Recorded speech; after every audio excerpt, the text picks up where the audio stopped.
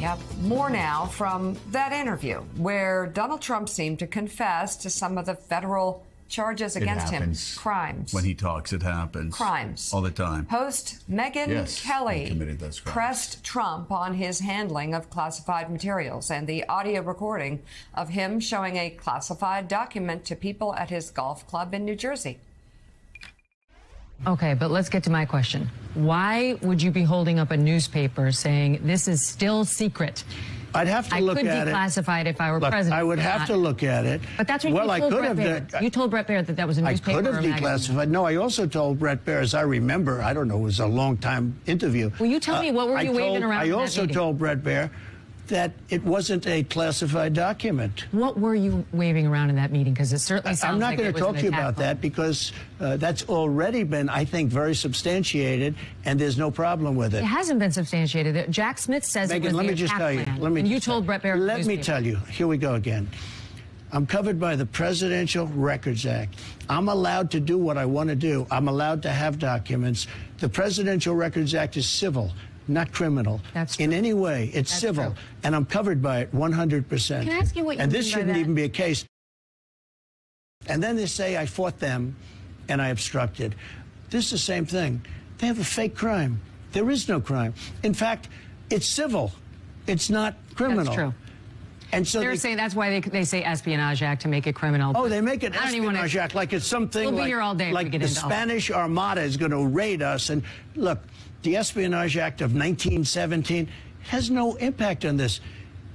I am covered 100%. I got it. There's a dispute about that, about whether presidential.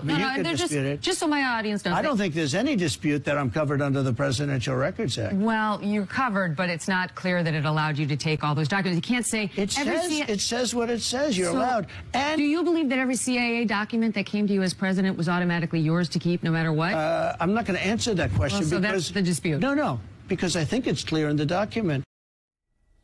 It's nothing about it. It's clear, Andrew Weissman. That was the biggest nonsense, biggest BS. I mean, him saying that he could take whatever he wanted to take because of the Presidential Records Act, it doesn't fall under the Presidential Records Act. The guy steals nuclear secrets. He steals secret plans.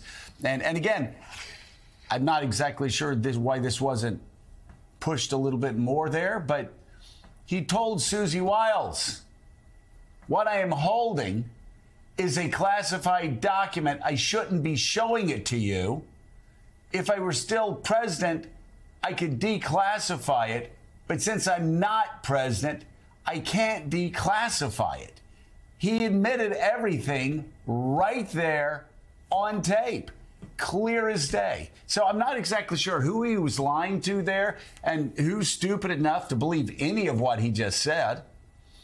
Because, again, you look at the facts of this case, and it's all there in black and white. Trump is these entire cases are built by Donald Trump and people that Donald Trump hired. That's it.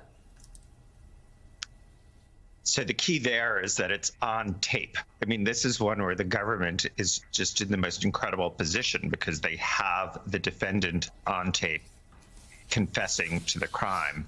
I also think, just to Willie's point, introducing this, is you have the former leader of the free world saying he's not sure when you get a subpoena whether that means you have to produce documents.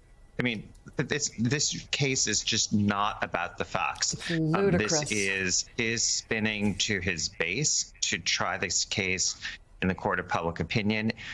There just isn't a dispute here if you are dispassionate about the facts. I think the biggest challenge for the government is getting this particular case to trial. They are not being helped out by the Florida judge, who has been very slow in making rulings and deciding things. So that I think is going to be the challenge. I suspect that they are putting all of their effort on the January 6th DC case, because the Florida case is something that, it remains to be seen just exactly when that will go to trial. But the case itself is overwhelming. So, Jen, just to bore people even further, on June 9th of this year, 3 months ago, the National Archives put out a detailed statement in the face of all this, which you just heard from President Trump, former President Trump, what you hear from his lawyers about how the Presidential Records Act. And they very politely said that none of what you're hearing from Trump and his team about our laws, our rules, is true. One attorney for Donald Trump tried to then spin it and say, well, there's usually a 2-year grace period where the former president can take these records with him.